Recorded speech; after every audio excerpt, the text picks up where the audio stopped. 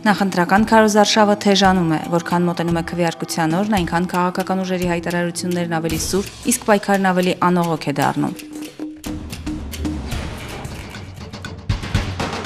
1995 թվականի նախընտրական երրորդ շաբաթվա ընթացքում ոչ մի կերպ չի հաջողվում քվորում ապահովել գործող խորհրդարանի գործունեությունը բնականon շարունակելու եւ երրորդյա նիստերի աշխատանքը սկսելու համար։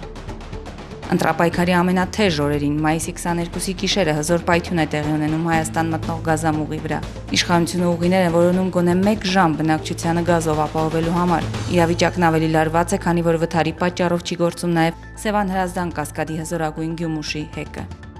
Հետպատերազմյան ժամանակահատվածում սոցիալական ծանր պայմաններում գտնվող ընտրողն ապավինում է հումանիտար օգնություններին։ Հայաստանի կառավարության մարդասիրական օգնության կենտրոնական հանձնաժողովը աշխատանք փնտրող քաղաքացիներին հատկացնում է օգնություն կես կիլոգրամ կարագ, 2 կիլոգրամ ոսպ եւ ոլորտ չափաբաժնով։ Հրապարակվում է կառավարության որոշումը, ըստ որի հունիսի 1-ից Հայաստանում աշխատավարձի նվազագույն չափը սահմանվում է 540 դրամ։ Քարոզարշավի ամենաթեժ ժամանակահատվածում բարբերական հրատարակչության եւ ընդդիմադիր թերթերից Գովս Արմենիի միջև առաջանում են խնդիրներ։ Թերթի տպագրությունը վտանգի տակ է։ Իրավիճակը լուծվում է հանրապետության նախագահի միջնորդությամբ։ Լևոն Տեր-Պետրոսյանը նամակ է հղում բարբերական հրատարակչության տնօրեն Վրեժ Մարկոսյանին, խնդրելով բոլոր հարցերը հետաձգել առնվազն մինչև գալիք խորհրդարանական ընտրությունների ավարտը, որպեսզի կարծիք չստեղծվի, թե ինչ որ մեկը սահմանափակում է ընդդիմության ազատ խոսքի իրավունքը։ Իսկ ընդդիմությունը բավականին ակտիվ է։ Հատկապես ընդգծված քարոզչություն է իրականացնում ԱԺՄ-ն։ Մյուս ընդդիմադիր ուժերից դաշնակցական Ռուբեն Հակոբյանը վստահ է, որ ճիշտ կլիներ, եթե ընդդիմությունը բոյկոտեր ընտրությունները, իսկ դեմոկրատ Արամ Սարգսյանը բացառում է բոյկոտի տարբերակը, այն անվանելով կործանարար։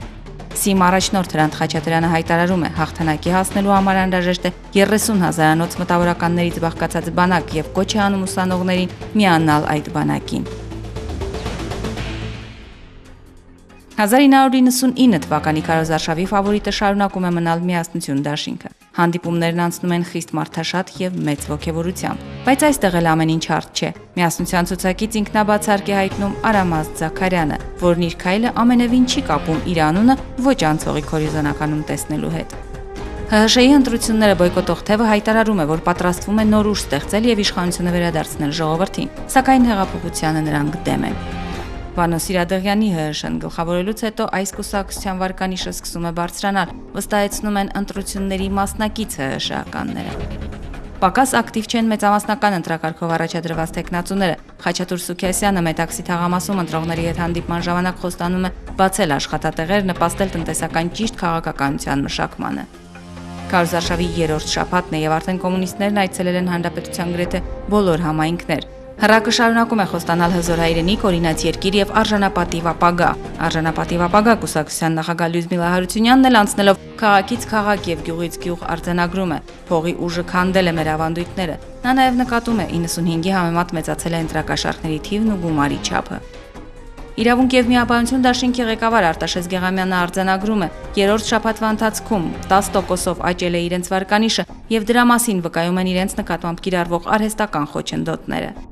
ԱԺՄ-ն ուշացումով եւ տառասխալներով տպագրում է ծրագրային բուկլետը, իսկ Հայաստանի դեմոկրատական կուսակցությունն իր նախընտրական հոլովակը հասցնում է պատրաստել միայն երրորդ շաբաթվա ընթացքում։ Հիմնավորումը հետաքրքիր է, դիտմամբ են կարել, որ մարդիկ մյուսներից հոգնեն, հետո մերը տեսնեն։ Մինչ կուսակցությունները պատրաստվում են քարոզարշավի վերջին ակորդին, լույս է տեսնում Հայաստանում գրանցված բոլոր ձեռնարկությունների գիրքը, որի հեղինակն է Հայաստանի վիճակագրության նախարարության պետրեգիստրի պետ Տիգրան Մուկուչյանը։ 2003 թվականին Հայաստանի կոմունիստական կուսակցության առաջնորդ Վլադիմիր Դարփինյանը վստահեցնում է, որ իրենք հաղթահարելու են 5%-ի շեմը։ Կոմունիստները սուղ ֆինանսների պատճառով հիմնականում օգտագործում են օրենքով սահմանված անվճար եթերաժամը։ Այս ընտրություններում առաջին անգամ կկիրառվեն թափանցիկ քվեատուփեր, մայիսի 11-ին կենտրոնական ընտրական հանձնաժողովն է այսպիսի որոշում կայացնում, որը ողջունում է ԵԱՀԿ Երևանյան գրասենյակը, այն համարելով ընտրությունների թափանցիկության երաշխիք։ Իշխանական հանրապետական կուսակցությունը հավակնում է ընտրողների ձայների առնվազն 1/3-ին, իսկ մամուլը ողողված է Արթուր Բաղդասարյանի եւ օտարերկրյա դիվանագետի զրույցի գաղտնալսման շուրջ ընթացող զարգացումներով։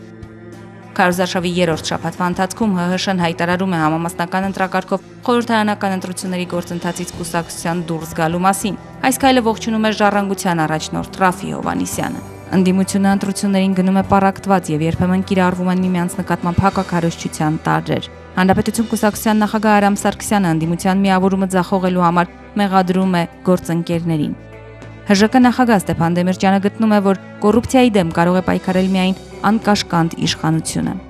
Նորահայտ Բարգավաճ Հայաստանի առաջնորդը մայիսի 1-ին ընտրողների հետ հանդիպման ժամանակ հայտարարում է. «Ես պաշտոն չեմ ուզում»։ Պաշտոնները կորցրած կոմունիստական կուսակցությունը երթով նշում է աշխատավորի օրը։ Մայիսի 1-ին Հայաստանի առաջադիմական կուսակցությունը դուրս է գալիս ընտրապայքարից հօգուտ ՀՀԿ-ի։